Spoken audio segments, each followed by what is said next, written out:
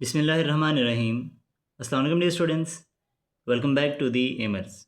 आज के इस लेक्चर में हम डिस्कस करेंगे इलेक्ट्रोस्टैटिक्स के चैप्टर के तमाम पास पेपर एमसीक्यूज़ को फ्रॉम 2015 टू 2025।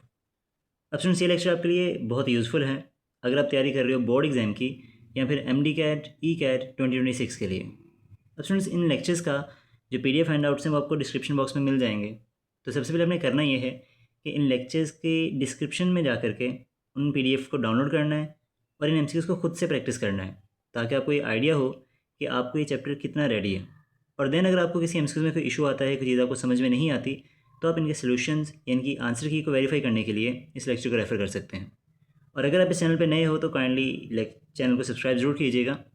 एंड अगर आपको ये लेक्चर अच्छा लगे तो इसे दूसरों तक ज़रूर पहुँचाइएगा ताकि दूसरों की हेल्प हो सके। तो चलिए स्टार्ट करते हैं अपना आज का लेक्चर, जिसमें हमारा सबसे फर्स्ट एमसीक्यूज़ है अ कैपेसिटर ऑफ 50 माइक्रोफैरड। यानी ये उसने हमें क्या बता दिया, कैपेसिटर की capacitance has a potential difference of 8 volts.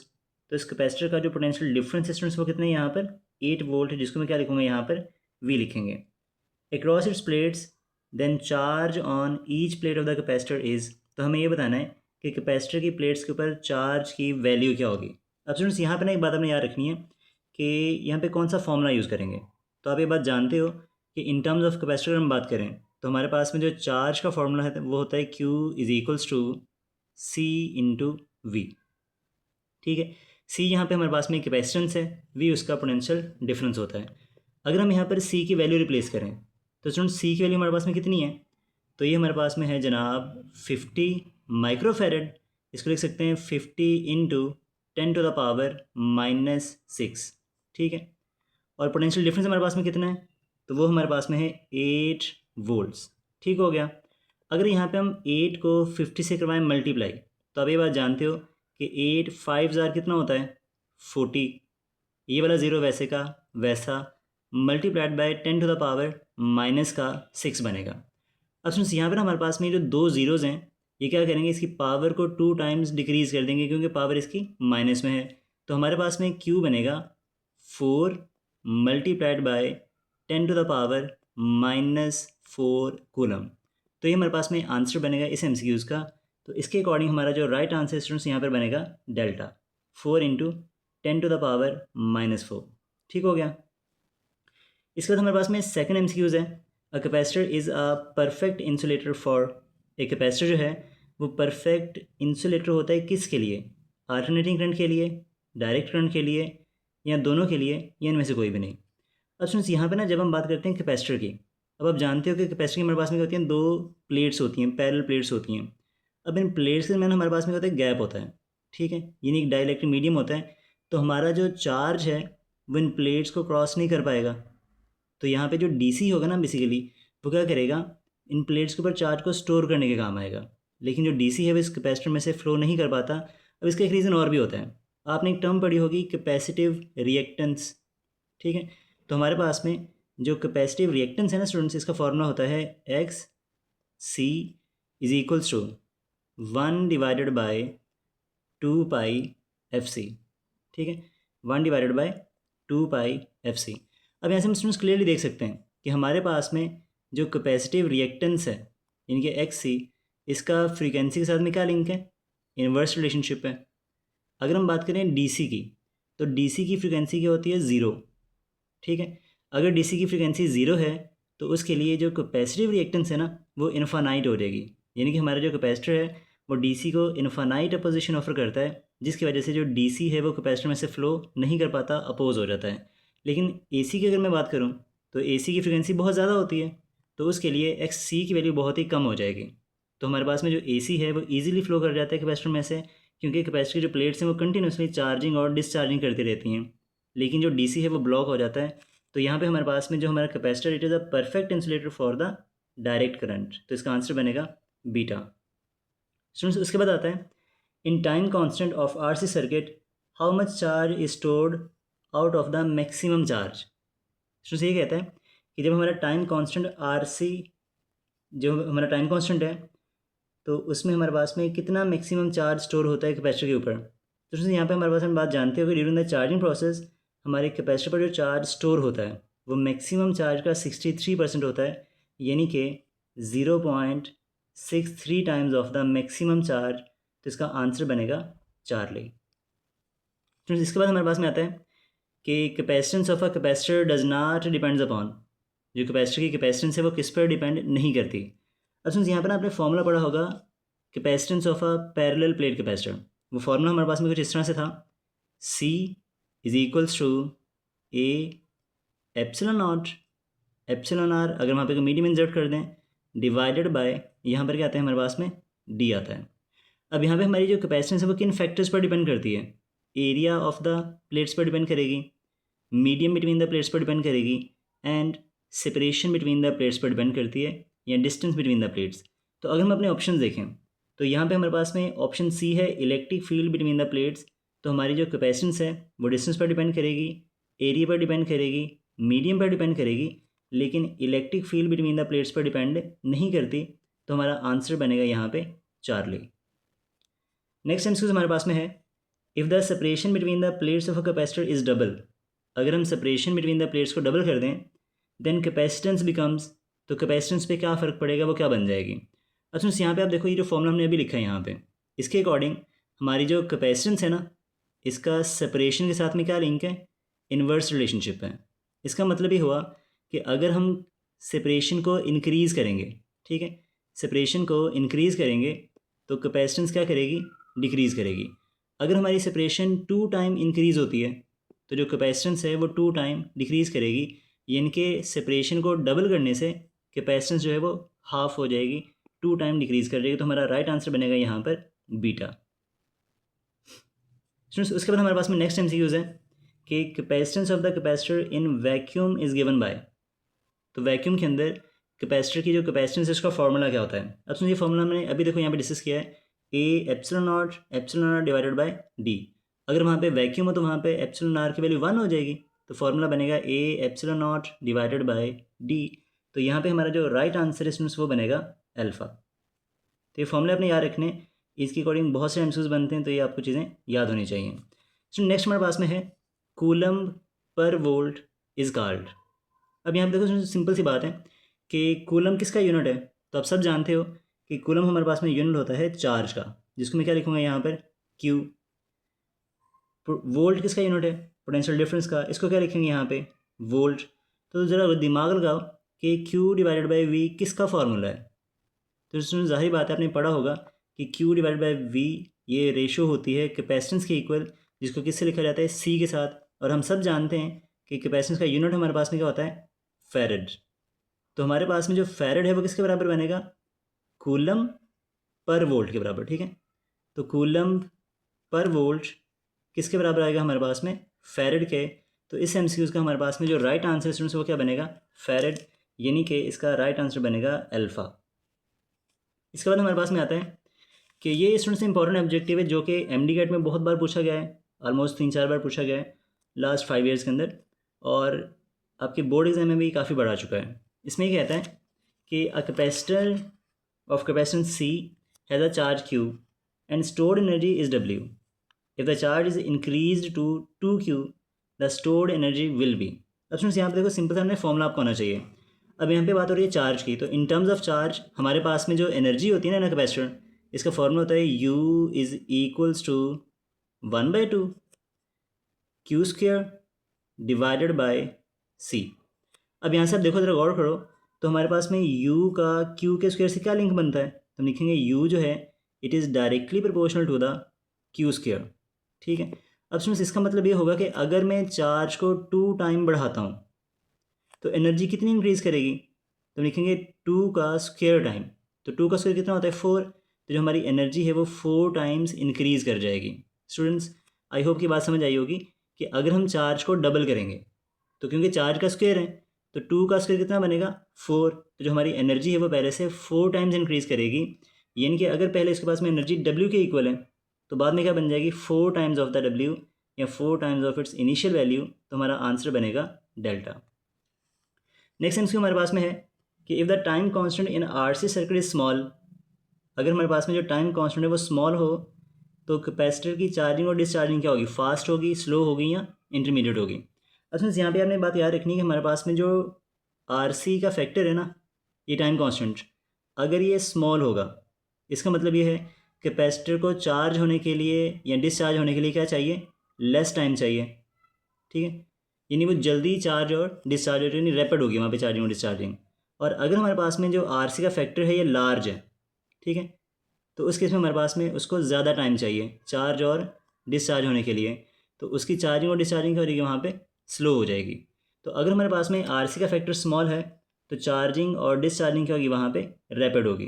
तो आई होप कि पॉइंट आपको क्लियर हो गया होगा स्टूडेंट्स। इसके बाद हमारे पास में आता है कि which material should be inserted between the plates of a capacitor in order to increase the capacitance. Capacitance को इंक्रीज करने के लिए कौन सा मीडियम हम लगाएंगे कैपेसिटर की प्लेट्स के दरमियान। स्टूडेंट्स आपने बात याद रखनी है कि वहाँ पे जो हम मीडियम यूज़ करते हैं ना वो हमेशा डाई इलेक्ट्रिक होता है। जो भी हम मटेरियल यूज़ करेंगे कैपेसिटर के दरमियान, प्लेट्स के दरमियान, वो एक डाई इलेक्ट्रिक होता है, इनके इंसुलेटर होता है। तो यहाँ पे हमारे पास में जो मीडियम हम यूज़ करेंगे कैपेसिटेंस को इंक्रीज़ करने के लिए वो बेसिकली होता है मीका, जो कि एक डाई इलेक्ट्रिक का काम करेगा और हमारी कैपेसिटेंस को इंक्रीज़ करने में हमारी हेल्प करता है। स्टूडेंट्स इसके बाद आते हैं कि the net charge on the capacitor each plate having a magnitude of charge Q is. वो कहते हैं कि कैपेसिटर की प्लेट्स के ऊपर जो नेट चार्ज है वो कितना होता है। स्टूडेंट्स अब देखो यहाँ पे सिंपली हमें बात पता है कि कैपेसिटर के पास में दो प्लेट्स होती हैं, ठीक है। एक प्लेट में हमारे पास में आता है पॉजिटिव चार्ज और जो दूसरी प्लेट है ना वहाँ पे उतना ही क्या आता है, नेगेटिव चार्ज। तो अगर आपसे पूछा जाए कि इस पर नेट चार्ज कितना होगा, तो कैपेसिटर की प्लेट्स के ऊपर हमारे पास में जो नेट चार्ज, स्टूडेंट जो टोटल चार्ज होता है ना वो क्या होता है, हमेशा ज़ीरो होता है, क्योंकि जितने पॉजिटिव होते हैं वहाँ पर उतने ही नेगेटिव चार्जेस भी होते हैं। तो हमारी कैपेसिटर की प्लेट्स के ऊपर जो नेट चार्ज है वो हमेशा ज़ीरो होता है। स्टूडेंट्स ये बात आपने याद रखनी है क्योंकि दोनों प्लेट्स के ऊपर अपोजिट चार्ज होता है। तो ये थे हमारे फर्स्ट 11 MCQs। नेक्स्ट हमारे पास में है MCQ नंबर 12 है यहाँ पे। इसमें वो ये कहता है कि the force between two charges is 28 Newton. ठीक है, तो हमारे पास में दो चार्जेस के दरमियान जो फोर्स है वो 28 न्यूटन के इक्वल है। इसके बाद कहता है कि the paraffin wax of relative permittivity is 2.8 Newton. तो वहाँ पे हमारे पास में जो रिलेटिव परमिटिविटी है, जो मीडियम हमने इंसर्ट किया उसकी वैल्यू कितनी है, 2.8 newton. Between the charges is medium, then force reduces to, तो फोर्स कितने टाइम्स रिड्यूस करेगी। अब स्टूडेंट्स यहाँ पे देखो कि वैक्यूम के अंदर जो फोर्स है वो इतनी है, अगर मैं वहाँ पे मीडियम इंसर्ट करूँगा जिसका वैल्यू ये है तो फोर्स कितनी रिड्यूस करेगी। तो यहाँ पे ना आपको फॉर्मूला बताना चाहिए कि फोर्स इन अ मीडियम, ठीक है, ये बराबर होती है force in vacuum divided by relative permittivity जो कि एप्सिलॉन आर होती है। ये हमारे पास में फॉर्मूला जिसको आपने यहाँ पे यूज़ करना है। तो फोर्स इन अ वैक्यूम कितनी गिवन है हमें, वो है जनाब 28 न्यूटन। रिलेटिव परमिटिविटी की वैल्यू कितनी है, 2.8। तो जब इसको सॉल्व आउट करेंगे ना स्टूडेंट्स, ये देखो अगर इसका पॉइंट खत्म करूँगा तो डिनोमिनेटर में 10 आ जाएगा, तो 28 से 28 कैंसिल आउट हो जाएगा और जो यहाँ पर 10 है वो ऊपर आके 1 से होगा मल्टीप्लाई, तो हमारे पास में जो फोर्स है ना मीडियम है उसका आंसर बनेगा 10 न्यूटन। तो इस तरह से आप इसको सिंपली सॉल्व आउट कर सकते हैं। तो राइट आंसर हमारा यहाँ पर क्या आता है, C, यानी कि 10 न्यूटन। अच्छा, इसके बाद हमारे पास में MCQ नंबर 13 है जिसमें वो ये कहता है the study of charges at rest under the action of electric forces is known as. तो study of charges at rest क्या कहलाती है, तो सिंपली हमारे पास में डेफिनेशन है इलेक्ट्रोस्टैटिक्स की। ठीक है, नेक्स्ट हमारे पास में है the force on a charge in a field of 1 × 10⁸ Newton पर कूलम विल बी। तो हमारे पास में जब हम इलेक्ट्रॉन को फील्ड में रखते हैं जिसकी स्ट्रेंथ उसने बता रखी है तो उस पर कितनी फोर्स लगेगी। स्टूडेंट्स हम बात जानते हैं कि इलेक्ट्रिक फील्ड में जो फोर्स लगती है उसे हम नाम देते हैं इलेक्ट्रिक फोर्स का, जिसका फॉर्मूला होता है charge multiplied by electric field. अब यहाँ पे जो चार्ज है ना वो चार्ज ऑफ इलेक्ट्रॉन है। इलेक्ट्रॉन पे चार्ज कितना होता है, 1.6 × 10⁻⁻19। और इलेक्ट्रिक फील्ड की वैल्यू यहाँ पर कितनी बता रखी है उसने, वो है जनाब 1 × 10⁸ तो ये बनेगा 1 मल्टीप्लाई बाय 10⁸ न्यूटन पर कूलम। अब देखो 1.6 को 1 से करवाएं मल्टीप्लाई तो आंसर तो कोई फ़र्क नहीं पड़ेगा, वो आएगा 1.6 आएगा। 10⁻⁻19 इसमें से 8 आप निकाल दो क्योंकि ये प्लस के 8 हैं, तो 19 में से जब 8 जाएंगे तो बनेगा हमारे पास में 10⁻⁻11 फोर्स का यूनिट होता है न्यूटन। तो यहाँ पे इसके अकॉर्डिंग हमारा जो राइट आंसर वो बनेगा बीटा, 1.6 × 10⁻⁻11 न्यूटन। नेक्स्ट हमारे पास में आता है अ rubber ball of radius 2 centimetre has a charge of 5 microcoulomb on its surface which is uniformly distributed, the value of electric field at its centre. तो एक बॉल है स्टूडेंट्स, इसका अगर आप समझो जरा कॉन्सेप्ट देखो इसका ज़रा, कि हमारे पास में इस तरह से एक बॉल है, ठीक है, एक स्फेरिकल शेल आप कह दो इसको। यहाँ पे चार्जेस इसकी सरफेस पे ऑलरेडी हमने यूनिफॉर्मली डिस्ट्रीब्यूट करवा दिया। तो आप ये बताओ कि इसके सेंटर पर किसी पॉइंट पर इलेक्ट्रिक फील्ड क्या होगी। तो स्टूडेंट्स ये बात आपने पढ़ी होगी गॉसेस लॉ के अंदर। तो गॉसेस लॉ की एप्लीकेशन आपने देखा था कि inside a hollow charge shell जो इलेक्ट्रिक फील्ड है वो क्या होती है, हमेशा ज़ीरो होती है, ठीक है। लेकिन यहाँ पर जो पोटेंशियल होगा ना स्टूडेंट्स, वो क्या रहेगा, कांस्टेंट। तो ये बात हमने याद रखनी है कि inside a spherical shell, spherical ball या बैलून, जो कि आपके हिस्से में एक शॉर्ट क्वेश्चन भी है, जो इलेक्ट्रिक फील्ड है वो हमेशा ज़ीरो होगी अगर चार्जेस जो हैं वो सारे के सारे सरफेस के ऊपर हों। तो हमारा जो राइट आंसर है यहाँ पर वो क्या बनेगा, ज़ीरो, यानी कि बीटा ऑप्शन। स्टूडेंट्स इसके बाद हमारे पास में आता है electric flux to a closed surface does not depends upon. Students अगर हम बात करें क्लोज सरफेस के लिए, तो गॉस लॉ आपने पढ़ा होगा, इलेक्ट्रिक फ्लक्स का फॉर्मूला होता है for a closed surface charge divided by epsilon not, जो सिंपली गॉस लॉ का फॉर्मूला है। अब यहाँ पे स्टूडेंट्स हमारा जो इलेक्ट्रिक फ्लक्स है ना वो दो चीज़ों पर डिपेंड करता है। हमारा जो फ्लक्स है वो डिपेंड करेगा चार्ज के ऊपर, कि सरफेस के अंदर कितना चार्ज इनक्लोज्ड है। और नंबर टू पे हमारे पास में आता है एप्सिलॉन नॉट। अगर यहाँ पे हम मीडियम यूज़ करें तो एप्सिलॉन आर आएगा, तो ये डिपेंड करता है मीडियम के ऊपर। तो स्टूडेंट्स एक क्लोज सरफेस का जो फ्लक्स है वो चार्ज और मीडियम पर डिपेंड करता है, ऑब्जेक्ट का शेप कैसा है, सरफेस का शेप कैसा है, वो उस पर डिपेंड नहीं करेगा। तो यहाँ पे हमारे पास में it is does not depend upon shape of the closed surface, ठीक है। तो वो क्लोज सरफेस की शेप पर डिपेंड नहीं करेगा। इसके बाद हमारे पास में आता है electric flux is maximum when the angle between electric field and surface area is. अब सुनिए, आप देखो हमने इलेक्ट्रिक फ्लक्स का टॉपिक पढ़ा था। अगर हमारे पास में सपोज कर लो कि ये हमारी जा रही है यूनिफॉर्म इलेक्ट्रिक फील्ड कुछ इस तरह से, ठीक है। अगर एक सरफेस को मैं रखूँ इस तरह से, यानी कि सरफेस के परपेंडिकुलर, तो हमने कहा था सारी की सारी लाइन इसमें से क्रॉस कर जाएंगी। अब यहाँ पे देखो ये जो सरफेस है ना, ये इलेक्ट्रिक फील्ड के परपेंडिकुलर है। ये हो गया हमारा सरफेस एरिया, ठीक है, जिसको मैं सिंपली सरफेस भी कह देता हूँ। ये होगी हमारे पास में इलेक्ट्रिक फील्ड, और ये होगा हमारे पास में एरिया वेक्टर, जिसको क्या लिखेंगे, ए लिखेंगे। अब सुन, यहाँ पे जब हमने फॉर्मूला पढ़ा था ना इसका फ्लक्स का, तो वो फॉर्मूला था मेरे पास में phi is equals to E vector dot A vector. तो हमने इसको लिखा था E into A cos of theta, और हमने तो यहाँ पे जो थीटा है ना, basically it is the angle between electric field and area vector A. लेकिन यहाँ पे उसने क्वेश्चन में क्या पूछा है कि angle between electric field and surface. अब देखो यहाँ पे स्टूडेंट्स डायग्राम देखो ज़रा, तो यहाँ पे जो सरफेस है वो इलेक्ट्रिक फील्ड के परपेंडिकुलर है, तो सरफेस का एंगल बनेगा 90, लेकिन एरिया वेक्टर का एंगल कितना बनेगा, 0, क्योंकि दोनों एक दूसरे के पैरेलल हैं। तो हमारा ये जो एंगल है ना यहाँ पे जो मेंशन किया है वो तो होगा 0, लेकिन उसने पूछा सरफेस का, तो सरफेस क्योंकि इलेक्ट्रिक फील्ड के परपेंडिकुलर है, तो हमारा आंसर आएगा यहाँ पे 90 डिग्री। तो जब हमारी सरफेस फील्ड के परपेंडिकुलर होती है तो फ्लक्स उसका मैक्सिमम होता है। नेक्स्ट हमारे पास में आता है अ charge of 10 to the power minus 10 coulomb between two parallel plates of 1 centimeter apart experience a force of 10 to the power minus 5 Newton. The potential difference between the plates is, तो वहाँ पर potential difference कितना होगा। अब सुन, यहाँ पर आपने जो फॉर्मूला यूज़ करना है बेसिकली ये है कि जब हम चार्ज को फील्ड में रखेंगे, फोर्स आपको पता है ना, तो उस पर लगती है इलेक्ट्रिक फोर्स। इसका फॉर्मूला होता है F is equal to Q into electric field. अब यहाँ पे हमारे पास में in terms of potential difference जो इलेक्ट्रिक फील्ड होती है, इसका फॉर्मूला में पड़ा होगा V डिवाइडेड बाय D, ठीक है। अगर हम यहाँ से पोटेंशियल डिफरेंस फाइंड करना चाहते हैं तो पोटेंशियल डिफरेंस का फॉर्मूला यहाँ से बनेगा V, D जो है वो यहाँ पे हो गया मल्टीप्लाई, तो बनेगा DF, और चार्ज क्या करेगा यहाँ पे, डिवाइड हो जाएगा। इसमें वैल्यूज पुट कर दो। D हमारे पास में सेपरेशन है 1 सेंटीमीटर अपार्ट, ठीक है, तो इसको मैं लिख सकता हूँ 1 into 10 to the power minus का 2। फोर्स हमारे पास में कितनी है, 10 to the power minus 5 Newton, तो लिखेंगे 10 to the पावर माइनस का 5 डिवाइडेड बाय जो चार्ज यहाँ पर है वो कितने मेरे पास में 10 to the पावर माइनस 10, तो यहाँ पर आएगा 10 to the पावर माइनस का 10।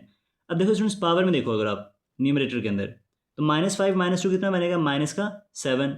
ये माइनस का 10 जब ऊपर शिफ्ट करेंगे तो बनेगा प्लस का 10, तो प्लस के 10 में से माइनस का 7 निकालो, तो हमारा जो पोटेंशियल डिफरेंस है ना यहाँ पे, ये बनेगा 10 to the पावर 3 वोल्ट्स, यानी कि 1000 वोल्ट का पोटेंशियल डिफरेंस वहाँ पे प्रोड्यूस होगा। तो इसका राइट आंसर बनेगा सी। स्टूडेंट्स इसके बाद हमारे पास में देखो which of the following is the correct relation, तो कौन सा रिलेशन यहाँ पे करेक्ट है। अब ये चीज़ें एमडीकेट में भी पूछी गई हैं आपकी और बोर्ड एग्जाम में भी आती हैं। वो कहते हैं कि जाउल किसके बराबर है, volt into ampere, coulomb per volt, volt into volt per ampere, या कूलम इंटू वोल्ट। अब स्टूडेंट्स यहाँ पे वैसे बी और डी ऑप्शन सेम हो गए बाय मिस्टेक, इसमें देख लेते हैं क्या बनता है। नहीं बल्कि डिफरेंट ही, सॉरी, यहाँ पे कूलम पर वोल्ट और यहाँ पे कूलम इंटू वोल्ट है। अब यहाँ पर ना आपने एक फॉर्मूला पढ़ा था एनर्जी का स्टूडेंट्स, वो था कि change of kinetic energy is equals to Q delta V. ठीक है, अब एनर्जी का यूनिट क्या होता है, जाउल, चार्ज का क्या होगा, कूलम, पोटेंशियल डिफरेंस का वोल्ट। तो जाउल किसके बराबर हुआ, कूलम इंटू वोल्ट्स। तो हमारा जो राइट आंसर है वो क्या बनेगा, डेल्टा। नेक्स्ट हमारे पास में है the charge on the droplet in Millikan experiment is calculated by. Students ये हमारे पास में सिंपली फार्मूला है कि मिलीगन मेथड में चार्ज किसके बराबर होता है। तो ये फॉर्मूला आपको याद रखना है। इसका फॉर्मूला होता है Q is equals to mg/d divided by v। अब ये फॉर्मूला डिराइव कैसे होता है, बनता कैसे है, तो इस चैप्टर का हमने ऑलरेडी एक वन शॉट लेक्चर अपलोड कर रखा है अपने चैनल के ऊपर, आप उसको जाकर लाजमी देखिएगा और इसका लिंक हम डिस्क्रिप्शन में ऐड भी कर देंगे। तो इसको अगर आप समझना चाहते हो प्रॉपर्ली पूरा टॉपिक तो आप इसको वहाँ से रेफर कर सकते हैं। स्टूडेंट्स इसके बाद हमारे पास में आता है कि 1 ohm times farad is equal to, तो 1 ओहम्स टाइम फैरेड किसके बराबर होता है। स्टूडेंट्स हमने फॉर्मूला पढ़ा था टाइम कांस्टेंट का कि T is equals to RC। ठीक है, अब यहाँ पे देखो R का यूनिट होता है ओहम, C का होता है फैरेड। तो ओहम टाइम्स फैरेड किसके बराबर आएगा, टाइम यानी कि सेकंड के। तो हमारे पास में इसका आंसर बनेगा डेल्टा यानी कि 1 सेकेंड। स्टूडेंट्स उसके बाद है कि what is the force on a proton place between two parallel plates containing equal positive charge. हमें ये कहता है कि हमारे पास में दो पैरेलल प्लेट्स हैं इस तरह से, ठीक है, एक पॉजिटिव है और दूसरी प्लेट भी हमारे पास में क्या है, पॉजिटिव है। इन दोनों पे जो चार्ज है वो सेम है, यानी कि अगर मान लो यहाँ पे जितना पॉजिटिव चार्ज होगा उतना ही यहाँ पर भी पॉजिटिव चार्ज है। अगर मैं यहाँ पर सेंटर में एक प्रोटॉन को रखूँगा तो उस पर क्या फोर्स लगेगी। अब सुन देखो यहाँ पे दोनों प्लेट्स पे चार्ज इक्वल है, यहाँ पे प्रोटॉन है, तो जितनी प्लेट बॉटम से इसको रिपेल करेगी उतनी प्लेट ऊपर से भी इसको क्या करेगी, रिपेल करेगी। तो इस पर लगने वाली जो नेट फोर्स है वो क्या हो जाएगी, ज़ीरो। तो जब हम किसी चार्ज को दो प्लेट्स के दरम्यान रखें जिन पर इक्वल एंड सिमिलर चार्ज होता है तो वहाँ पे हमारे पास में नेट फोर्स क्या होती है, ज़ीरो। तो यहाँ पे इसका राइट आंसर बनेगा अल्फ़ा। अभी आपकी एक्सरसाइज में शॉर्ट क्वेश्चन भी आपने पढ़ा होगा, I think 4th short question है पंजाब बोर्ड की बुक के अंदर। तो अगर यहाँ पे चार्ज होता, दोनों प्लेट्स होती हैं अपोजिट, तो इस पर जो फोर्स है वो 2F के इक्वल लगती है। और अगर दोनों प्लेट्स पे चार्ज सेम है तो यहाँ पे नेट फोर्स क्या होगी, ज़ीरो। स्टूडेंट्स इसके बाद आता है कि the statement phi is equal to 1/ε0 into charge was given by. तो ये सिंपली फार्मूला है मेरे पास में गॉसेस लॉ का, तो इसका राइट आंसर बनेगा चार्ली। नेक्स्ट हमारे पास में फार्मूला है the formula electric field as a potential gradient is given by. तो स्टूडेंट्स आप ये बात जानते हो कि negative of the potential gradient is called electric field. और पोटेंशियल ग्रेडियंट क्या होता है, change in potential with respect to the distance. तो इसके अकॉर्डिंग हमारे पास में राइट आंसर बनेगा alpha E is equal to minus delta we divided by delta r. तो ये थे हमारे पास में कुछ MCQs। नेक्स्ट हम देखते हैं MCQ नंबर 25 को। स्टूडेंट्स MCQ नंबर 25 में क्या कहता है, अब इसमें ये कहता है कि the gradient of a scalar field is always, वो कहते हैं कि अगर मैं एक स्केलर फील्ड का ग्रेडियंट लूँगा तो एक स्केलर फील्ड का जो ग्रेडियंट है वो क्या होता है। अब सुनिए यहाँ पे देखो, अभी अभी हमने MCQ नंबर 24 को सॉल्व किया है, तो वहाँ पे हमने ये बात पढ़ी है कि इलेक्ट्रिक फील्ड किसके बराबर है, minus delta we divided by delta R. अब सुनिए यहाँ पे देखो डेल्टा वी और डेल्टा आर ये हो गया स्केलर, ये हो गया पोटेंशियल ग्रेडियंट। तो किसी स्केलर का जो पोटेंशियल ग्रेडियंट है वो हमें क्या बता रहा है, इलेक्ट्रिक फील्ड। और इलेक्ट्रिक फील्ड क्या है, बेसिकली एक वेक्टर क्वांटिटी। तो किसी भी स्केलर का जो ग्रेडियंट है वो हमारे पास में एक वेक्टर क्वांटिटी होता है। तो ये बात आपने याद रखनी है, यहाँ पे इसका आंसर बनेगा बीटा। स्टूडेंट्स इसके बाद है the SI unit of electric potential is, potential का SI यूनिट क्या होता है। अब स्टूडेंट्स यहाँ पर देखो हम जानते हैं कि पोटेंशियल का फॉर्मूला क्या था, work done divided by charge. अब यहाँ से यूनिट्स बनाओ, तो वर्क का यूनिट क्या होता है, जाउल, चार्ज का क्या होता है, कूलम, तो बनेगा जाउल पर कूलम जो कि वोल्ट के बराबर होता है। इसको फर्दर आप सॉल्व करो तो जाउल बनेगा न्यूटन मीटर डिवाइडेड बाय, अब देखो जो ऑप्शन है वहाँ पे कूलम आ रहा है तो कूलम को वैसे का वैसे रहने दो, ठीक है। न्यूटन हम जानते हैं ये बराबर होता है किलोग्राम मीटर पर सेकेंड स्क्वायर के, तो जब इसको पुट करेंगे यहाँ पर तो आंसर बनेगा किलोग्राम मीटर स्क्वायर पर सेकंड का स्क्वायर, ठीक है। और ये जो कूलम है जब इसको हम शिफ्ट करेंगे न्यूमरेटर में तो बनेगा पर कूलम, तो इसका राइट आंसर आएगा किलोग्राम मीटर स्क्वायर पर सेकंड स्क्वायर पर कूलम। तो हमारा जो राइट आंसर स्टूडेंट्स यहाँ पे बनेगा जनाब डेल्टा, ठीक है। Kilogram metre square, sorry delta नहीं बल्कि इसको आप देख लेना ज़रा, किलोग्राम मीटर स्क्वायर पर सेकंड स्क्वायर पर कूलम, ठीक है। तो हमारा जो राइट आंसर यहाँ पे इसका बनेगा चार्ली। उसके बाद इसको आप वेरीफाई कर लेना है इसको। नेक्स्ट हमारे पास में आता है the negative sign in the expression of potential gradient. So यहाँ पे जो नेगेटिव साइन है वो क्या इंडिकेट करता है, वो ये बताएगा कि जो डायरेक्शन ऑफ इलेक्ट्रिक फील्ड है वो टूवर्ड्स द डिक्रीजिंग पोटेंशियल होती है, यानी from higher potential to lower potential, from positive to negative या टूवर्ड्स द डिक्रीजिंग पोटेंशियल। तो नेगेटिव साइन यहाँ पे ये इंडिकेट करेगा कि जो इलेक्ट्रिक फील्ड की डायरेक्शन है वो हमेशा टूवर्ड्स द डिक्रीजिंग पोटेंशियल होती है।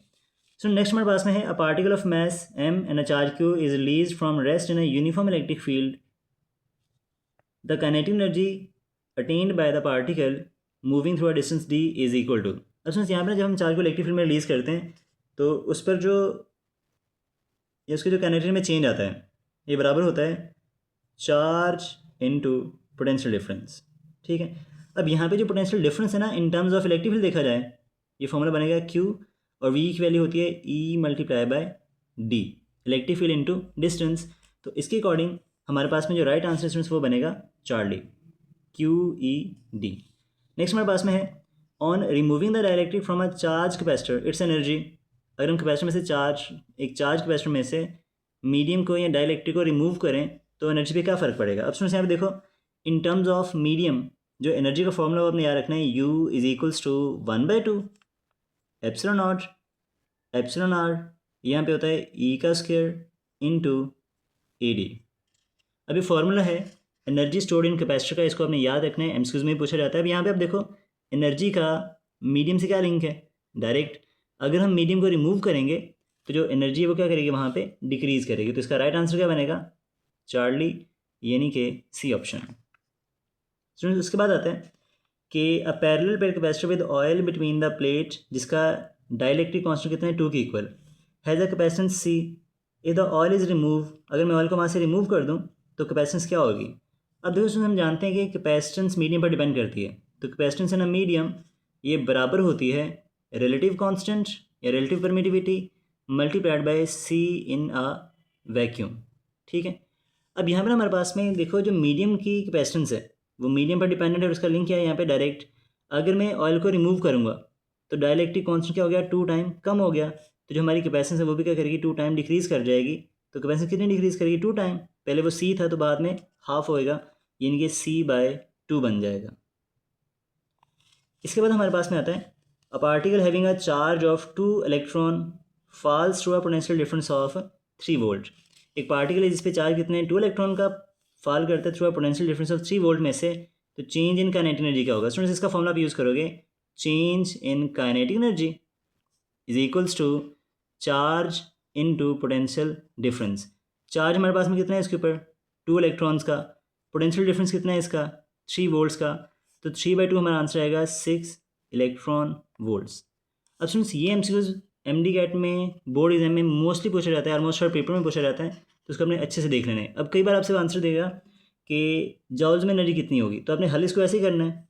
अगर आपने इसको कन्वर्ट करना है जाउल्स के अंदर तो इसको आप करोगे 6, 1 इलेक्ट्रॉन वोल्ट बराबर होता है 1.6 इंटू 10⁻⁻19 जाउल्स के। तो अगर आप 1.6 को 6 के साथ मल्टीप्लाई करवाओगे तो इसका आंसर आएगा जाउल्स के अंदर। तो आप देख लीजिएगा जो भी इसका आंसर यहाँ पे बनेगा तो ये आपका एमसीक्यू इस तरह से जाउल्स में भी कन्वर्ट हो जाएगा और इलेक्ट्रॉन वोल्ट्स में भी। तो यहाँ पे हमारा आंसर इलेक्ट्रॉन वोल्ट्स में है तो आंसर बनेगा आपका अल्फा। नेक्स्ट हमारे पास में है photocopier and inkjet printers are the applications of. Students ये दोनों हमारे पास में एप्लीकेशंस हैं इलेक्ट्रोस्टैटिक्स की। ये एक सिंपली इंफॉर्मेशन बेस्ड एमसीक्यूज है, इसको आपने देख लेना है। अ कैपेसिटर स्टोर्स एनर्जी, एक कैपेसिटर एनर्जी किस फॉर्म में स्टोर करता है, कहाँ पे स्टोर करता है। तो जो हमारा कैपेसिटर है वो एनर्जी स्टोर करेगा इन अ इलेक्ट्रिक फील्ड या in the form of electrical energy in its electric field. Next हमारे पास में है the smallest possible charge which a particle can have. एक पार्टिकल पे स्मॉलेस्ट पॉसिबल चार्ज कितना होता है, तो स्टूडेंट्स ये आपने मिलिकन्स ऑयल ड्रॉप मेथड में डिस्कस किया होगा, पढ़ा होगा वहाँ पे कि एक पार्टिकल के ऊपर जो मिनिमम चार्ज उसने फाइंड किया था ना, वो था 1.6 इंटू 10⁻⁻19 कूलम। ठीक है, इसको आपने याद रखना है। नेक्स्ट है, by introducing a dielectric medium between the plates of a charge capacitor the energy stored will be. अगर हम कैपेसिटर की प्लेट्स के दरमियान में कोई डाइलेक्ट्रिक इंट्रोड्यूस करें, कोई मीडियम इंसर्ट करें, तो एनर्जी पे क्या फ़र्क पड़ेगा। स्टूडेंट्स हमने पहले भी फॉर्मूला डिस्कस किया है। एनर्जी का फॉर्मूला है U is equals to 1/2 epsilon naught epsilon r, और यहाँ पर क्या आएगा E का स्क्वायर, और साथ में क्या आता है इसके एरिया इंटू डिस्टेंस। ठीक है, इसका बेसिकली वॉल्यूम होता है। तो यहाँ पे U जो है वो एप्सिलॉन आर पर डिपेंड करता है। तो हमारे पास जो एनर्जी है वो मीडियम के इंसर्ट करने से इंक्रीज़ करेगी, तो इसका आंसर बनेगा अल्फ़ा। सो नेक्स्ट हमारे पास में इसके आता है, force between 2 point charges 10 microcoulomb and 40 microcoulomb is 9000 Newton, the distance between them is. अब यहाँ पे दो चार्जेस बता रखे हैं, उनके दरमियान फोर्स बता रखी है, और हमें क्या निकालना है, वहाँ का डिस्टेंस फाइंड करना है। अब स्टूडेंट्स यहाँ पे देखो कूलम लॉ आप यूज़ करोगे, F is equals to K Q1 Q2 divided by R का स्क्वायर। अब यहाँ पे अगर मैं R का स्क्वायर को सेपरेट करूँ तो बनेगा R का स्क्वायर इज इक्वल्स टू, ठीक है, ये बनेगा जनाब K Q1 Q2 divided bye F। ये फॉर्मूला सेट हो गया। इनके R का स्क्वायर लेफ्ट में शिफ्ट कर दिया और F जो है वो R के स्क्वायर की जगह पे शिफ्ट कर दिया। अब इसमें वैल्यूज रिप्लेस करो स्टूडेंट्स, यहाँ पे तो बनेगा R का square is equal to K की वैल्यू आप जानते हो सब कि 9 इंटू 10⁻+9। Q1 कितना है, सपोज कर लो 10 माइक्रोकूलम, तो इसको मैं लिख सकता हूँ 10 मल्टीप्लाई बाय 10⁻⁻6। Q2 हमारे पास में कितना है 40, तो इसको लिख सकते हैं 40 माइक्रो 10⁻⁻6 कूलम, और फोर्स हमारे पास में कितनी स्टूडेंट्स यहाँ पे, वो है 9000 न्यूटन। अब ध्यान ना यहाँ से ध्यान से सिंप्लीफाई करने हमने, ठीक है। यहाँ पे अगर गौर करो कि यहाँ पर 4 का 1 0 9 के 1 0 से कट जाएगा, 10 का 1 0 9 के 1 0 से कट जाएगा। अब यहाँ पर देखो 9s 1s are 9 and 9s 10s are 90, तो यहाँ पे कितना आ जाएगा 10 आएगा। ऊपर क्या बचा है, यहाँ पे हमारे पास में 4 बचा है, नीचे क्या बचा है 10। अब यहाँ पे अगर गौर से देखो स्टूडेंट्स, यहाँ पे -6 और -6 कितने बन जाएंगे, -12 बन जाएंगे। तो यहाँ पे हमारे पास में आंसर आएगा जनाब इसका R का स्क्वायर। इसमें थोड़ा सा ध्यान से देखिएगा, स्पेस की कम बड़ी है यहाँ पे, कि बनेगा R का स्क्वायर इज इक्वल टू, यहाँ पे आएगा जनाब 4 इंटू 10⁻⁻6, और -6 कितना हो गया -12। -12 में से आप ये 9 निकाल दो तो क्या बचेगा, -3 बचेगा, और ये 10 जब ऊपर आएगा तो ये भी माइनस का होएगा, तो बनेगा 4 इंटू 10⁻⁻4। आई होप की बात क्लियर हुई आपको। -6 और -6 ये बनेंगे -12, -12 में से +9 गए तो बचेंगे -3। ये 10 जब शिफ्ट करेंगे न्यूमरेटर में तो ये भी माइनस की पावर हो जाएगी इसकी, तो -3 ऑलरेडी बचे, और -1 ये हो गया, कितने बन गए -4 बन जाएंगे, तो ये आ गया R का स्क्वायर। अब क्योंकि हमें यहाँ पे R फाइंड आउट करना है, तो स्टूडेंट्स R का रूट करोगे तो बनेगा √4 इंटू 10⁻⁻4। सब जानते हैं कि 4 का रूट कितना होता है 2, और -4 जो है ना पावर इसकी हाफ हो जाएगी, तो ये बनेगा 2 इंटू 10⁻⁻2 मीटर्स आएगा, और 10⁻⁻2 हम जानते हैं कितनी होती है, सेंटी के इक्वल, तो बनेगा 2 सेंटीमीटर। तो यहाँ पे हमारे पास में चार्जेस के दरमियान जो सेपरेशन है वो 2 सेंटीमीटर बनेगी। तो हमारे पास में इस MCQs का जो राइट आंसर स्टूडेंट्स वो बनेगा अल्फ़ा। ठीक है, नेक्स्ट हमारे पास में फिर से यही MCQs ही है, 2 बार ये रिपीट हो चुका है बेसिकली, तो यहाँ पर इसका आंसर क्या आता है, अल्फ़ा आता है। तो स्टूडेंट्स ये हमारी सारी कहानी थी इन MCQs की। आई होप कि यहाँ तक बातें आपको सारी क्लियर हो रही होंगी। तो नेक्स्ट मूव करते हैं। तो जनाब नेक्स्ट MCQ हमारे पास में है कि in the direction of electric field electric potential, अगर हम इलेक्ट्रिक फील्ड की डायरेक्शन में मूव करेंगे तो इलेक्ट्रिक पोटेंशियल क्या करेगा, डिक्रीज़ करेगा। तो ये बात आप जानते हो कि इलेक्ट्रिक फील्ड की डायरेक्शन होती है from positive charge to negative charge, ठीक है। और ये बात भी हम जानते हैं कि पॉजिटिव साइड पे पोटेंशियल की वैल्यू क्या होती है, हायर, और नेगेटिव साइड पे पोटेंशियल की वैल्यू क्या होती है, लोअर। तो अगर इलेक्ट्रिक फील्ड की डायरेक्शन में मूव करेंगे तो हमारा पोटेंशियल क्या हो रहा है, डिक्रीज़ हो रहा है, हायर से लोअर में जा रहा है। तो हमारा यहाँ पे जो राइट आंसर है वो बनेगा अल्फ़ा। नेक्स्ट हमारे पास में होता है the number of electrons which constitute 1 coulomb charge is, तो 1 कूलम चार्ज में कितने नंबर ऑफ इलेक्ट्रॉन्स होते हैं या कितने नंबर ऑफ प्रोटॉन्स होते हैं। अब सुन, इसका ना सिंपल सा ये शॉर्ट क्वेश्चन में भी आता है एक सर, सिंपल सा फॉर्मूला है इसका, आप यूज़ करोगे Q is equals to n e. अब क्योंकि हमें यहाँ से n की वैल्यू फाइंड करनी है तो n का फॉर्मूला बनेगा Q divided bye E। Charge कितने मेरे पास में 1 कूलम जो हमें प्रोड्यूस करवाना है, और एक पार्टिकल पे चार्ज कितना होता है 1.6 इंटू 10⁻⁻19 कूलम।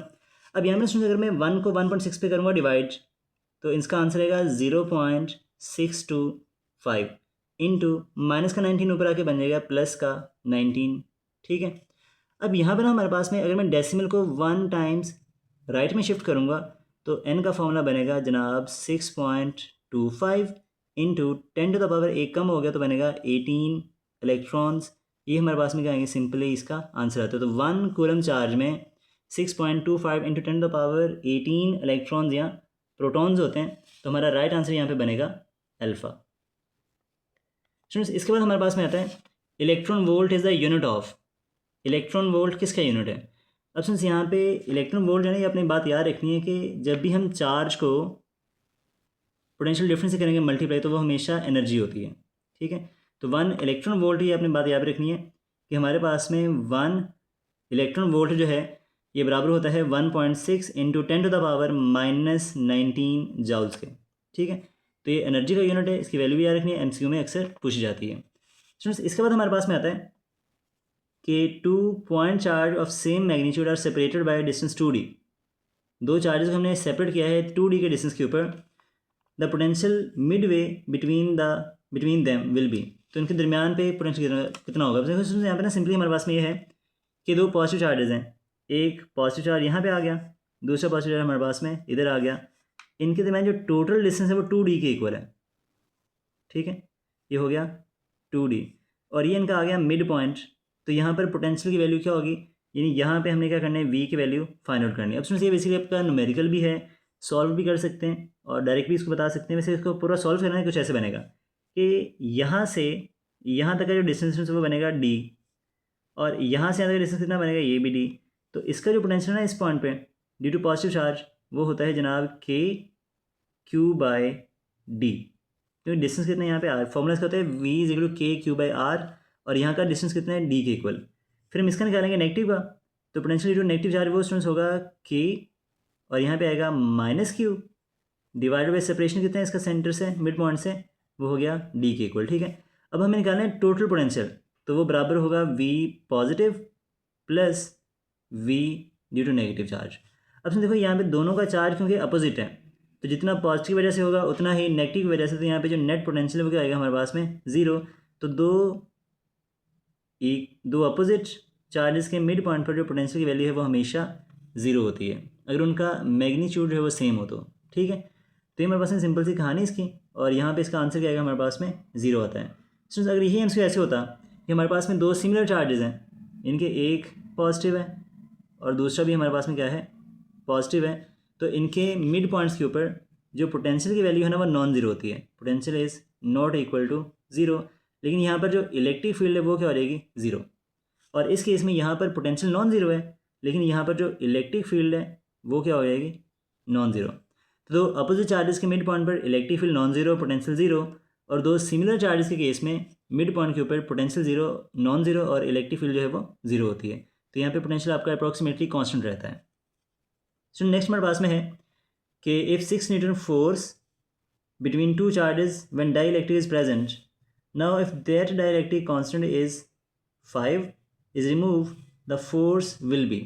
अब सुनिए देखो यहाँ पे कि हमारे पास में हमने पढ़ा था जो फोर्स है ना in the presence of medium, इसका फॉर्मूला क्या था, force in a medium is equals to force in a vacuum divided by epsilon r. अब सुन यहाँ पे ना हमारे पास में वैक्यूम में जो फोर्स है वो ज़्यादा होती है, अगर हम मीडियम को रिमूव करेंगे, ठीक है, मीडियम हटाएंगे तो फोर्स इन अ मीडियम क्या करेगी, इनकी अगर मैं मीडियम रिमूव करता हूँ, ठीक है, यानी डायरेक्ट कांस्टेंट क्या करेगा वहाँ पे डिक्रीज़ कर जाएगा, तो जो फोर्स है वो क्या कर जाएगी वहाँ पे इंक्रीज़ कर जाएगी। अगर आप डायरेक्टली कांस्टेंट को आप कह लो कि 5 था ना उसका वैल्यू वहाँ पे, उसको हमने रिमूव किया तो ये 5 टाइम डिक्रीज़ हो गया, तो जो मीडियम में जो फोर्स थी वो क्या करेगी, पहले से 5 टाइम ज़्यादा हो जाएगी। अगर पहले वो 6 न्यूटन है तो अगर मैं इसको 5 टाइम इंक्रीज़ करूँगा तो 6 इंटू 5 कितना आएगा, 30। तो इसका आंसर आएगा हमारे पास में 30 न्यूटन।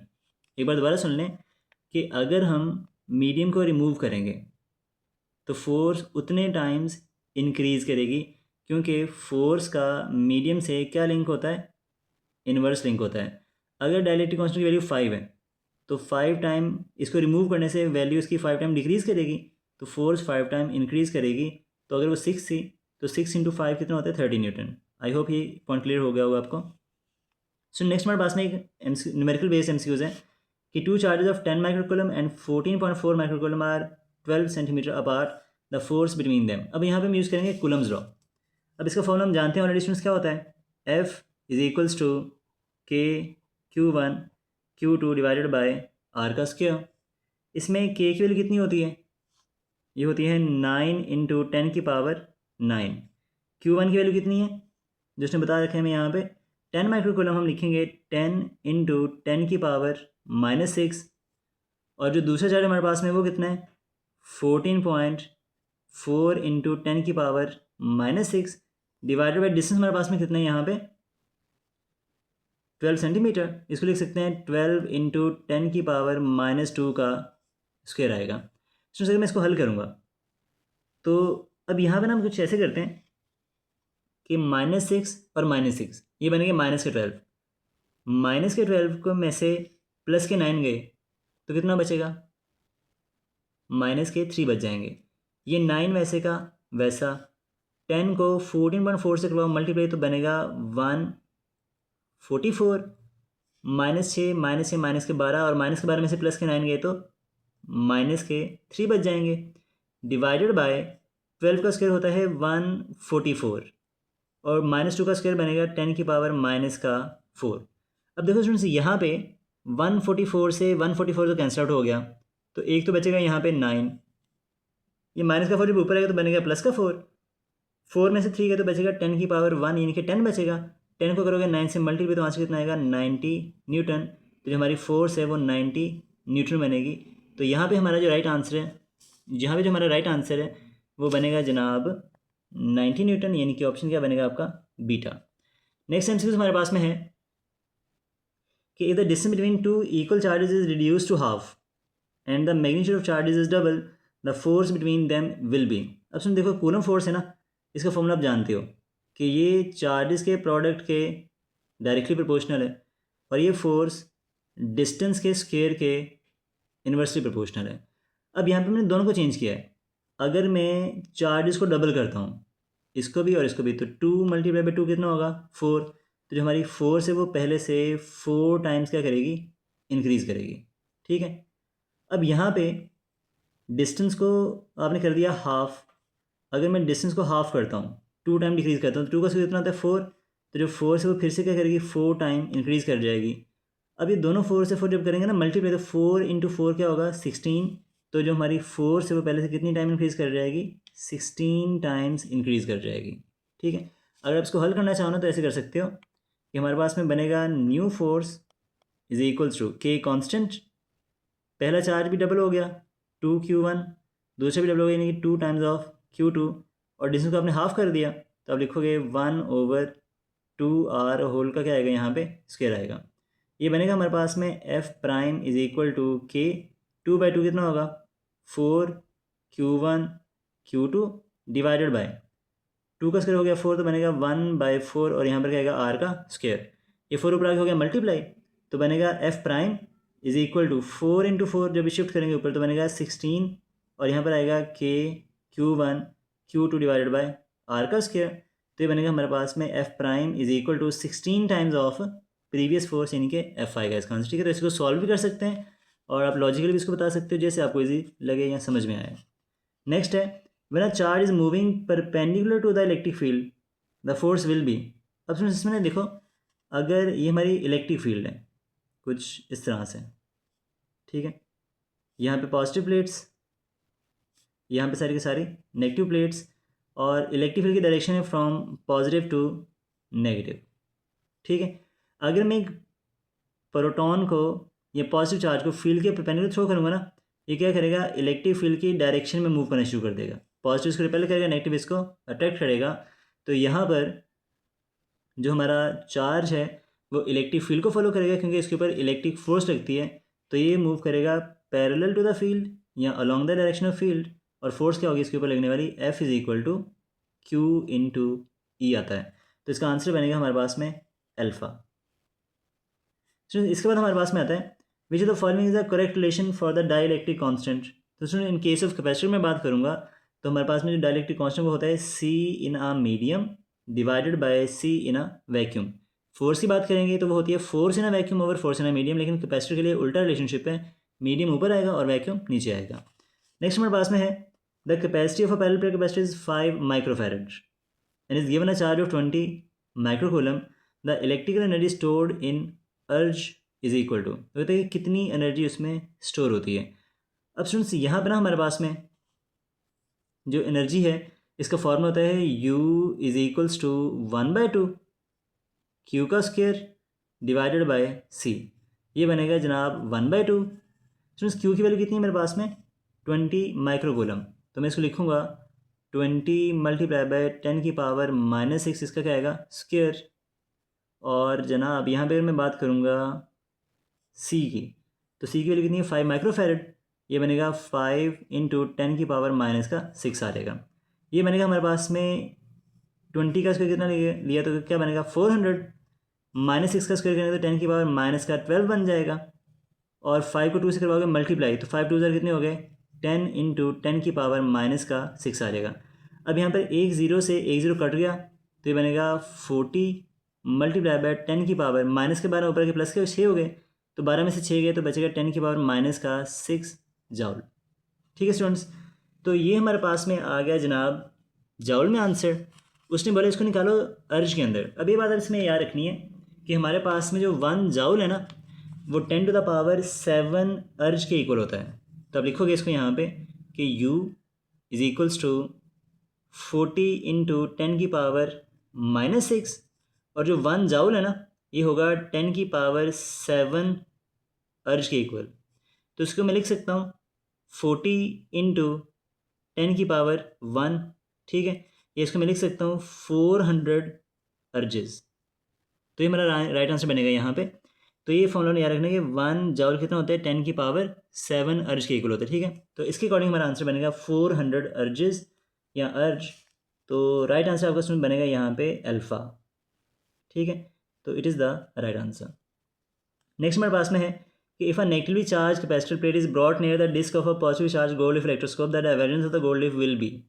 अभी आपका शॉर्ट क्वेश्चन भी है एक्सरसाइज में कि अगर हमने कैपेसिटर के ऊपर चार्ज की पोलैरिटी फाइंड करनी है तो वहाँ पे हम क्या यूज़ करते हैं, गोल्ड लीफ इलेक्ट्रोस्कोप का यूज़ करते हैं। जिसमें हमारे पास में होता क्या है कि यहाँ पे इसके पास होती है एक डिस्क लगी होती है, नीचे इसके पास यहाँ पे 2 लीव्स होते हैं, और ये सारा ऑपरेटर्स हमारे पास में एक क्लोज्ड ग्लास के कंटेनर में बंद होता है। अब यहाँ पे अगर सपोज कर लो कि इसके ऊपर चार्जेस हैं पॉजिटिव, ठीक है, तो लीव्स पे पॉजिटिव चार्ज आएगा। और यहाँ पे जो हमारी प्लेट है ना इसके ऊपर चार्ज कौन सा है, ये है नेगेटिव चार्ज। तो जैसे ही आप इस प्लेट को इसके करीब लेके आओगे यहाँ पे, ठीक है, तो जो सारे का सारा पॉजिटिव चार्ज क्या करेगा यहाँ से मूव करके ऊपर शिफ्ट हो जाएगा। जब चार्ज आपका ऊपर शिफ्ट होगा तो लीव्स की जो डाइवर्जेंस है वो कम हो जाएगी, लीव्स कोलैप्स हो जाएंगे, तो डाइवर्जेंस ऑफ लीव्स क्या करेगी वहाँ पे इंक्रीज़ करेगी। और अगर प्लेट पे चार्ज होता पॉजिटिव तो पॉजिटिव क्या करता, पॉजिटिव को रिपेल करता, तो लीव्स की डाइवर्जेंस क्या हो जाती है यहाँ पे ज़्यादा हो जाती है। तो ये हमारा इसका राइट आंसर है कि अगर एक नेगेटिव प्लेट को पॉजिटिव चार्ज इलेक्ट्रोस्कोप के करीब लेके आएंगे तो जो डाइवर्जेंस ऑफ लीव्स है वो पहले से डिक्रीज़ करेगी। नेक्स्ट हमारे पास में एक फिर से MCQs based numerical based MCQs है कि if a 2.5 microfarad capacitor is to have a energy content of 5 joule. अगर एनर्जी वहाँ पे 5 जाउल है, जो कैपेसिटेंस है उसकी वो 2.5 माइक्रोफैरड है, it must have a potential difference of, तो वहाँ पर पोटेंशियल डिफरेंस क्या होगा स्टूडेंट्स, यहाँ पे आप फॉर्मूला यूज़ करोगे U is equals to 1/2 CV²। अब एनर्जी के मैंने आपको 3 फॉर्मूलाज रिवाइज करवा दिए, हाफ CV², हाफ Q²/C और हाफ ε0 E² इंटू ED। तो ये तीनों चीज़ें आपको याद होनी चाहिए। अब यहाँ पे उसने बोला है कि एनर्जी कितनी है मेरे पास में, ये है 5 जाउल, ठीक है, इज इक्वल टू 1/2 C हमारे पास में कितना है 2.5 माइक्रोफैरड, तो बनेगा 2.5 इंटू 10 की पावर -6, और V हमारे पास में कितना है वो हमें निकालना है, फाइंड आउट करना है। ये 2 कर दो इस साइड पे मल्टीप्लाई, तो ये बनेगा 10, और ये जो फैक्टर है ये वाला टर्म जो पूरी की पूरी टर्म है, इसका दूसरे जाकर डिवाइड हो जाएगी, तो बनेगा 2.5 इंटू 10 की पावर कितना आएगा -6 इज इक्वल क्या आएगा v का स्क्वायर। अब सुन यहाँ पे ना अगर मैं 2.5 को 10 पे डिवाइड करूँ तो 2.5 को 10 पे जब डिवाइड करोगे तो आंसर आता है 4, क्योंकि 2.5 और 2.5 बनेंगे 5, तो फिर से इसको 2 से अगर मल्टीप्लाई तो कितना आएगा 5, तो 5 और 5 ये ऑलमोस्ट 10 बन जाते हैं, तो 2.5 को 4 से मल्टीप्लाई करवाओ तो आंसर 10 आता है। तो यहाँ से बनेगा इसमें हमारे पास में v का square is equals to 4 into 10 की पावर ऊपर आके माइनस का हो जाएगी, तो बनेगा 10 की पावर प्लस का 6। ठीक है, अब यहाँ पे क्योंकि हमें v का स्क्वायर है तो आपने क्या करना है इसका रूट लेना है। ठीक है, तो यहाँ से बनेगा हमारे पास में v का square is equals to v is equal to 4 into 10 की पावर 6 का रूट आ जाएगा यहाँ पे, तो बनेगा v 4 का रूट कितना होता है 2, 10 की पावर 6 से क्या बन जाएगी 10 की पावर 3 पावर हाफ हो जाती है, तो इसका आंसर आएगा 2000 वोल्ट्स। तो हमारे यहाँ पे जो राइट आंसर स्टूडेंट्स वो बनेगा बीटा यानी कि 2000 वोल्ट्स। तो स्टूडेंट्स आई होप कि यहाँ तक जितनी भी बातें हमने डिस्कस की हैं आपको सारी क्लियर हो चुकी होंगी। तो नेक्स्ट मूव करते हैं हमारे MCQs की तरफ। तो यहाँ पे हमारे पास में MCQ नंबर 50 है। इसमें वो ये कहता है कि the net charge on the capacitor plates is if Q is a magnitude of charge on either plate of a parallel capacitor. तो अगर किसी कैपेसिटर की प्लेट के ऊपर चार्ज Q के बराबर है तो उस पर नेट चार्ज कितना होगा। उसमें हम बात डिस्कस कर चुके हैं कि कैपेसिटर प्लेट पे जो नेट चार्ज है वो हमेशा 0 होता है। नेक्स्ट MCQs है the ratio of the instantaneous charge and the maximum charge on the plates of capacitor at T is equal to RC। तो वन टाइम कांस्टेंट में कितना चार्ज और मैक्सिमम चार्ज का रेशियो होगा अगर हम डिस्चार्जिंग की बात करें। तो स्टूडेंट्स अगर हम बात करें ना डिस्चार्जिंग की, तो डिस्चार्जिंग में हमारे पास में जो चार्ज है वो मैक्सिमम चार्ज का 0.37 या 37% होता है Q0 के। तो हम इसकी रेशियो निकालूंगा तो बनेगा Q/Q0 is equals to 37%, approximately 36.8 बनता है। तो आपका आंसर आएगा यहाँ पे अल्फ़ा। अगर हम बात करें चार्जिंग में तो होता है instantaneous charge is equal to one time constant के बाद में 63% ऑफ मैक्सिमम चार्ज। तो यहाँ से इसकी रेशियो निकलेगी Q/Q0 इज इक्वल्स टू 63%। ठीक है, तो चार्जिंग के केस में अगर हम बात करेंगे तो 63% और डिस्चार्जिंग में बात करेंगे तो 37% उसकी रेशियो होती है, तो ये ऑलमोस्ट 36.8% आ जाता है। इसके बाद how much kinetic energy will gained by an electron from 20 volt to 40 volt. अब यहाँ पे देखो हमने फॉर्मूला पहले भी डिस्कस किया है कि काइनेटिक एनर्जी का फॉर्मूला होता है charge multiply by potential difference. तो यहाँ पे चार्ज हमारे पास में कितना है 1 इलेक्ट्रॉन का, तो 1 इलेक्ट्रॉन आ गया। पोटेंशियल डिफरेंस कितना है 40 - 20, तो ये बनेगा स्टूडेंट्स 20 वोल्ट्स। तो इसका आंसर हमारे पास में आएगा 20 इलेक्ट्रॉन वोल्ट। अगर हमने इसको जॉल में कन्वर्ट करना है तो 1.6 इंटू 10 की पावर -19 से मल्टीप्लाई करवा दोगे तो आंसर आएगा जनाब इसका 3.2 इंटू 10 की पावर -18 जाउल्स। अब इसको हल कर लीजिएगा, जो हमने पहले मेथड यूज़ किया है, तो इसका आंसर यहाँ पे क्या बनेगा बीटा 20 इलेक्ट्रॉन वोल्ट। नेक्स्ट हमारे पास में है charge on capacitor is 50 microcoulomb. If we applied the potential difference of 10 volt then capacitance will be. Capacitance बतानी है, जो फॉर्मूला आप जानते हो C is equals to Q divided by V। तो Q हमारे पास में कितना है स्टूडेंट्स, यहाँ पे C निकालना है हमने, और Q हमारे पास में है 50 माइक्रोफेरेड 10 की पावर -6। पोटेंशियल डिफरेंस कितना है मेरे पास में, ये 10 के इक्वल है, तो ये बनेगा 5 इंटू 10 की पावर -6 फेरेड, या फिर इसको हम सिंपली लिख सकते हैं 5 माइक्रोफेरेड। तो हमारा जो राइट आंसर है यहाँ पे वो क्या बनेगा अल्फ़ा। ठीक है, नेक्स्ट आंसर हमारे पास में है the repulsive force between two small positive charges separated by distance r is f। अगर सेपरेशन को 4r तक इंक्रीज़ कर दें तो फोर्स क्या होगा। अब ये बात हम जानते हैं कि हमारे पास में जो फोर्स है it is inversely proportional to the square of the distance from the centre. ठीक है, अब यहाँ पे देखो अगर मैं फोर्स को 4 टाइम इंक्रीज़ करता हूँ तो 4 का स्क्वायर कितना होता है 16। तो जो फोर्स है वो 4 का स्क्वायर टाइम क्या करेगी डिक्रीज़ करेगी, यानी कि 16 टाइम्स डिक्रीज़ कर जाएगी। तो हमारे पास में जो इसका आंसर आएगा वो पहले से 16 टाइम रिड्यूस हो जाएगा, ठीक है। तो इसका फॉर्मूला स्टूडेंट बनेगा हमारे पास में f/16। अब यहाँ पे r का स्क्वायर नहीं आएगा, क्योंकि r का स्क्वायर लगाएंगे तो फिर यहाँ पे वो f का फॉर्मूला ओरिजिनली जनरेट नहीं होता, तो इस तरह से हम लिखेंगे f/16, ठीक है। अब इसको हल करना चाहते हो वैसे तो हल भी कर लो इसको बेशक। ये बनेगा f' k Q1 Q2 divided by r का स्क्वायर। r का मैंने इंक्रीज कर दिया 4 टाइम्स, तो बनेगा 4r होल का स्क्वायर आएगा। तो बनेगा f' k Q1 Q2 divided bye 4 का स्क्वायर आएगा 16r का स्क्वायर, ये बनेगा 1/16, ठीक है। अब यहाँ पे जो बाकी टर्म बचे इसको लिखो यहाँ पे, तो बनेगा k Q1 Q2 over r का स्क्वायर। अब ये पूरी टर्म क्योंकि फोर्स के इक्वल है, ओरिजिनल फोर्स के इक्वल है, तो बनेगा f'=1/16 इंटू एफ आएगा, या इसको हम सिंपली क्या लिख सकते हैं f/16 भी लिख सकते हैं। तो हमारा यहाँ पे जो राइट आंसर है वो बीटा बनेगा। नेक्स्ट हमारे पास में एक बड़ा सिंपल सा इंपॉर्टेंट MCQs है, अक्सर as a numerical based paper में पूछा जाता है। तो कहते हैं a charge of -4 microcoulomb is at origin, +16 coulomb का चार्ज जो है वो distance of 3 centimetre on a positive x axis, the zero field is located at. अब यहाँ पे देखो इसमें बड़ी सिंपल सी बात है, आप इसमें बिना सॉल्व किए भी इसका आंसर ध्यान से ध्यान से बात समझिएगा कि यहाँ पे देखो अगर मैं बात करूँ एक्सेस की, तो ये हो गया हमारा y एक्सिस, ये हो गया हमारा x एक्सिस, ठीक है, y ये हो गया x एक्सिस। अब यहाँ पे वो ये कहता है कि हमारा जो -4 माइक्रोकूलम का चार्ज है वो पड़ा है ओरिजिन पे, तो ये हो गया ओरिजिन हमारे पास में, ये हो गया -4 माइक्रोकूलम। जो दूसरा चार्ज है ना वो पॉजिटिव एक्सिस के ऊपर है, 3 मीटर के डिस्टेंस के ऊपर। तो यहाँ पे हमारे पास में जो दूसरा चार्ज है वो कितना है 16 माइक्रोकूलम, और वो कितने डिस्टेंस पे पड़ा है यहाँ से, वो पड़ा हुआ है 3 मीटर के डिस्टेंस के ऊपर। तो बताओ इलेक्ट्रिक जीरो फील्ड लोकेशन कहाँ पे होगी। स्टूडेंट्स ये देखो, जब ना दोनों चार्जेस अपोजिट होते हैं तो जो जीरो फील्ड लोकेशन है वो हमेशा उनके आउटसाइड एग्जिस्ट करेगा, और किस तरफ एग्जिस्ट करेगा, जिस चार्ज का मैग्नीट्यूड छोटा होता है। तो यहाँ पे किस चार्ज का मैग्नीट्यूड छोटा है, वो 4 माइक्रोकूलम है, तो हमारा जो जीरो फील्ड लोकेशन है वो 4 माइक्रोकूलम के ज़्यादा करीब आएगा, यानी वो पॉइंट जहाँ पर इलेक्ट्रिक फील्ड ज़ीरो होगी वो स्मॉलर चार्ज के करीब ज़्यादा बनेगा। और ये किस तरफ बनता है, along the negative x axis.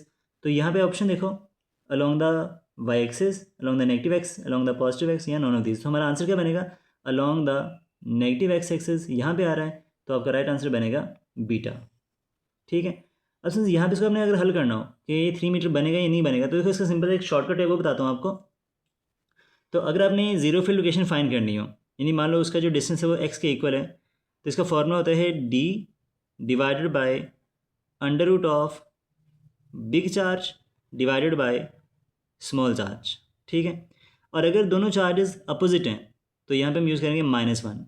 d हमारे पास में कितना है 3 मीटर, यहाँ पे आएगा रूट ऑफ बड़ा चार्ज कितना है 16, छोटा चार्ज कितना है 4 माइनस का 1, ये बनेगा 3। 16 को 4 पे डिवाइड करो कितना आंसर आएगा 4 - 1, तो बनेगा x इज इक्वल्स टू ये 3, 4 का रूट कितना आएगा 2 - 1, तो आंसर आएगा 3 डिवाइडेड बाई 1 यानी कि 3 मीटर। तो यहाँ पे हमारे पास में जो इसका राइट आंसर है वो बनेगा 3 मीटर के डिस्टेंस के ऊपर, और बनेगा नियर द स्मॉलर चार्ज यानी कि नियर द -4 कूलम या along the negative x axis. तो इस तरह से आप इसको सॉल्व आउट कर सकते हो। स्टूडेंट्स इसके बाद हमारे पास में है the electric field in a region of space is given by this value, the electric flux due to this field on an area of 2 metre square lying in the YZ plane. तो यहाँ पे जो area है वो YZ plane में लाई करता है। तो इसका बताओ कि ऐसे यूनिट्स में इसकी वैल्यू क्या होगी। स्टूडेंट्स यहाँ पे ना आपने इलेक्ट्रिक फ्लक्स का फॉर्मूला याद रखना है। इलेक्ट्रिक फ्लक्स का फॉर्मूला होता है phi is equals to E vector dot A vector. अब यहाँ पे इसने इलेक्ट्रिक फील्ड तो वेक्टर फॉर्म में बता रखी है, लेकिन सरफेस एरिया बता रखा है जिसका वेक्टर हमें नहीं पता। लेकिन हम ये बात जानते हैं कि सरफेस एरिया हमेशा, जो एरिया वेक्टर है वो हमेशा सरफेस के परपेंडिकुलर होता है। अब यहाँ पे सरफेस लाई करती है YZ प्लेन में, तो YZ के परपेंडिकुलर कौन होता है x एक्सिस। तो यहाँ पे हमारा जो एरिया वेक्टर है वो अलॉन्ग द x एक्सिस बनेगा। तो इसमें वैल्यू पुट करेंगे, इलेक्ट्रिक फील्ड की वैल्यू कितनी आती है, ये आएगा 5i हैट प्लस का 2j hat dot area vector का मैग्नीट्यूड हमारे पास में 2 के इक्वल है, लेकिन direction along the x axis होगी, तो क्या यूज़ करेंगे यहाँ पर i हैट। अब हम ये बात जानते हैं कि डॉट के केस में सिर्फ i वाले को i वाले से मल्टीप्लाई करवाते हैं, j वाले को j वाले से, k वाले को k वाले से। तो 5 2 कितना आएगा 10, तो हमारे पास में जो इलेक्ट्रिक फ्लक्स है इसका आंसर आएगा 10। इसके यूनिट्स होते हैं न्यूटन मीटर स्क्वायर पर कूलम। तो ये हमारे पास में सिंपल सा इसका रिजल्ट आ जाता है। तो आपका जो राइट आंसर है यहाँ पे स्टूडेंट्स वो क्या बनेगा, अल्फा, यानी कि ऑप्शन ए।